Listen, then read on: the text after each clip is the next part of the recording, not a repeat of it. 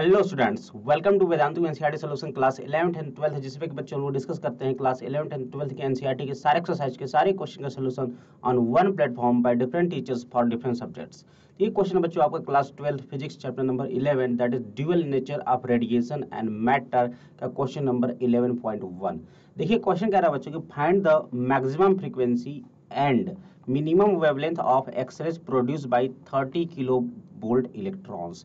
तो इलेक्ट्रॉन है बच्चों जिसके पास एनर्जी कितनी है 30 किलो वोल्ट। ठीक है, तो एनर्जी कितना दे रखा है बच्चों आपके पास 30 किलो वोल्ट इलेक्ट्रॉन्स के बराबर है ना। एनर्जी कितना दे रखा है 30 किलो इलेक्ट्रॉन वोल्ट के बराबर, क्योंकि इलेक्ट्रॉन्स के पास एनर्जी जो होगी बच्चों इलेक्ट्रॉन वोल्ट में एनर्जी हम लोग दिखाते हैं, राइट। तो देखो अब इसको हम लोग ऐसे लिख सकते हैं क्या 30 इंटू 10⁻³ इलेक्ट्रॉन वोल्ट्स। क्लियर है।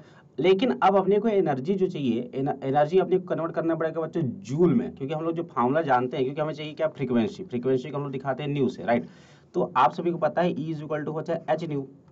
ठीक है, तो अपने को फार्मूला रख देते हैं इसमें, मतलब अपने को फार्मूला पता है E equal to h nu. तो इसमें आप लोग अगर E को अगर इलेक्ट्रॉन वोल्ट में रखते हो तो H को भी इलेक्ट्रॉन वोल्ट में रखना पड़ेगा। अदरवाइज अगर E को जूल में रखते हो तो H को जूल में रखना पड़ेगा। तो अगर आपको H की वैल्यू जूल में पता है तो इसको जूल में कन्वर्ट कर लीजिए। तो इसको आप लोग जूल में कैसे कन्वर्ट करेंगे इलेक्ट्रॉन वोल्ट को, तो बच्चों आप सभी को पता है कि एक इलेक्ट्रॉन वोल्ट में कितनी एनर्जी होती है 1.6 इंटू 10⁻⁻19 जूल। ठीक है, तो इतना टोटल एनर्जी कितना हो जाएगा, टोटल एनर्जी जो होगा बच्चों कितना हो जाएगा इन जूल में। जूल में अगर बात किया जाए तो बच्चों हो जाएगा 30 into 10⁻³ into 1.6 into 10⁻⁻19 joule. Clear. अब इसको हमने जूल में बदल दिया, ये कितना हो जाएगा बच्चों, ये हो जाएगा बच्चों 4.8। ठीक है, इंटू 10⁻⁻ का कितना हो जाएगा बच्चों 15 जूल। ठीक है, तो ये होगा बच्चों टोटल एनर्जी।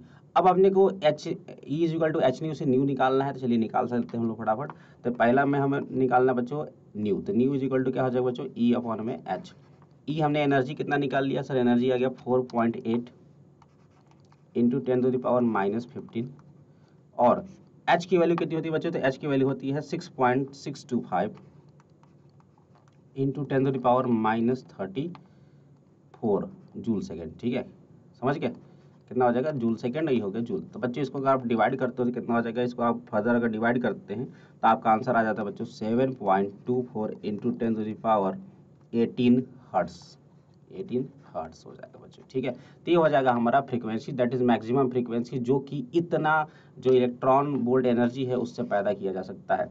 उसके बाद क्या रहा बच्चों के मिनिमम वेवलेंथ, आप सभी को पता है बच्चों C इज इक्वल टू क्या होता है न्यू लैम्डा, है ना। यानी कि न्यू जो होता है बच्चों प्रोपोर्शनल टू लैम्डा, मतलब यूनिवर्सली प्रोपोर्शनल टू लैम्डा। अगर न्यू मेरा मैक्सिमम है, न्यू मेरा मैक्सिमम है तो लैम्डा क्या होगा बच्चों मिनिमम होगा, है ना। तो इस मैक्सिमम न्यू के लिए, इस मैक्सिमम न्यू के लिए अपने को लैम्डा मिनिमम निकालना है, तो यहाँ से निकाल सकते हैं बच्चों लोग। लैम्डा मिनिमम जो होगा वो होगा बच्चों C अपॉन में न्यू। C की वैल्यू आप सभी को पता है 3 इंटू 10⁻8 होता है मीटर पर सेकेंड में, और न्यू की वैल्यू हमने निकाली है 7.24 इंटू 10⁻18 हर्ट्स। ठीक है, हो जाएगा, क्लियर है। चल, तो ये क्या हो जाएगा बच्चों, इसको आप अगर डिवाइड करते हैं तो ये कितना आ जाएगा, तो बच्चों इसको डिवाइड करने पर ये लगभग आ जाता है अपना 0.0414 नैनोमीटर।